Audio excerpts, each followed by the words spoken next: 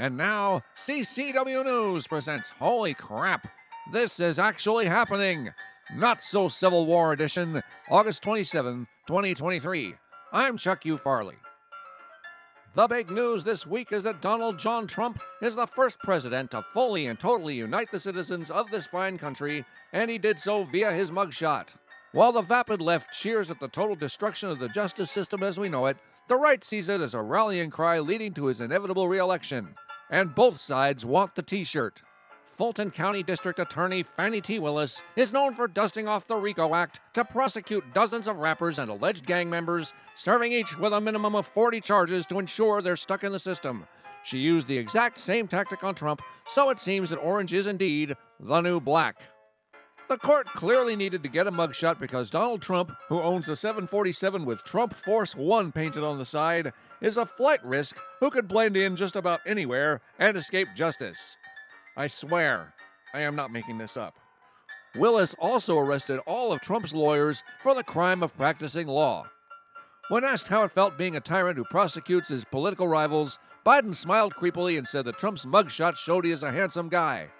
He then said, while a small trickle of drool ran down his face, he wished Trump would use strawberry essence shampoo. On the same day, the Banana Biden Republic's DOJ came after Elon Musk for not illegally hiring illegal immigrants, which they must illegally do per federal law. In hopes of fortifying yet another election, assuming Trump isn't Epsteined before the primaries, the Biden regime is already planning the return of COVID lockdowns and mask mandates so they can mass mail ballots just in time again. Several California cities and many colleges never gave in to the pandemic panic pause and still require vaccine passports and masks. Airlines are whispering about again forcing useless masks on everyone because overcharging you to strip down and unpack in return for abysmal customer service and cancel flights isn't humiliating enough. Remember, folks, this is a 0.02% deadly virus that can withstand 4 boosters but can't get through your rhinestone juicy mask.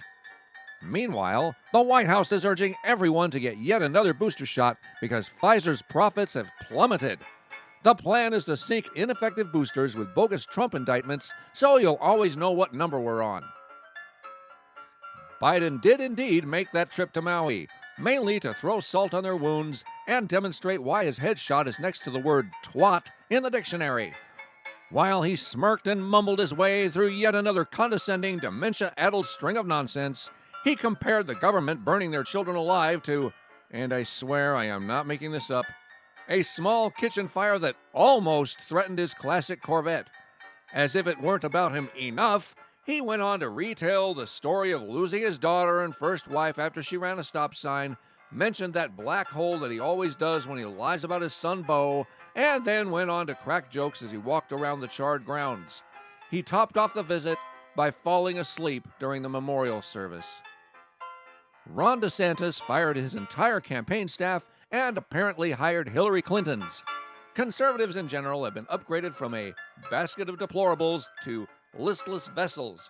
Great way to pander to your party there, Ronnie. In unrelated news, Vivek Ramaswamy has gone from the number 2 spot to the number 1 spot after he wiped the floor with all the other non-Trump candidates in the debate. Trump himself sat the whole circus out by hanging with Tucker Carlson on Twitter, Twitter, where they got more views than the debates in all other networks combined. While race and gender wars, out-of-control inflation, and the very real threat of nuclear war have driven many Americans to drink, Biden's alcohol czar, no, I swear that's a real thing, feels that we should limit ourselves to only 2 beers a week. These recommendations are based on what they're doing in Canada because Canada is always smiled upon as a free and innovative country. These are, of course, merely guidelines. For now. Meanwhile, in Russia, where Putin was absolutely not holding and torturing Yevgeny Prigozhin after his attempted coup, the Wagner Group leader, remember these are mercenaries recruited out of Russian gulags, reportedly died in a totally unexpected plane crash. The Kremlin denies any role in the plane's sudden mid-air explosion, which just happened to be caught on film. Sure. For CCW News, this has been Holy Crap! This is actually happening! I'm Chuck U. Farley. Good night, and may God help us.